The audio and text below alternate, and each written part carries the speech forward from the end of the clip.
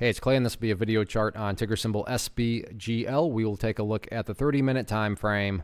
Real quick, what do I mean by 30-minute in case maybe you're new to charts? Instead of each one of these candlesticks here representing 1 day's worth of price action, which is what you would normally see, each one represents 30 minutes. So while this here may look like several days worth of time, it's actually today's price action broken down into 30-minute time slices.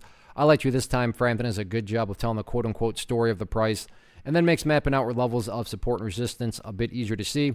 I don't mean to state the obvious, but I will anyways. A very nice movement today, not only from a price action perspective, but you look down here at the volume, and once again, a good well above average volume day. So a lot of eyeballs on this one, so let's map out some levels of support, and then we can talk areas of resistance. The first level of support is what I would call the ideal level. When you say, hey, Clay, what would make this chart look the absolute strongest going forward? And that would be if the price could stay up there above $3.85. Now, don't get me wrong. If the price falls below $3.85, I'm not saying the entire chart is destroyed or ruined or anything like that. But yeah, if the price could manage to actually stay up above $3.85, that would definitely be a huge sign of strength going forward. Taking a step back and looking at things from more so the big picture point of view, that is where the purple line here comes into play, the famous 50-period simple moving average. Keyword being moving. As time goes by, that line is going to move itself higher and higher. So a very basic yet highly effective way to judge the health of the move, that right there being defined as the move. Just watch that purple line. As long as the price stays above that line, as the line itself moves higher and higher,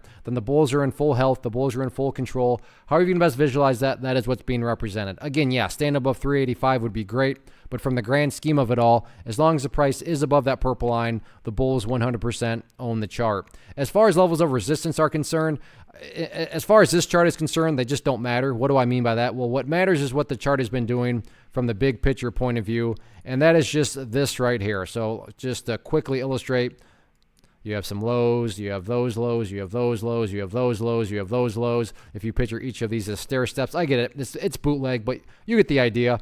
As long as the price keeps on building stair steps in the upwards direction, everything else will take care of itself given enough time, including breaking levels of resistance. So focus on healthy consolidations, focus on building those higher lows, and then just sit back and let the trend do its thing.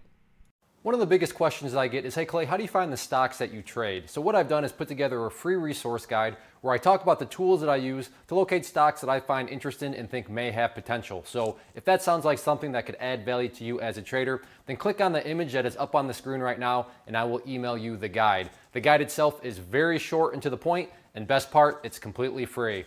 Thanks for watching the video. Let me know if you have any questions.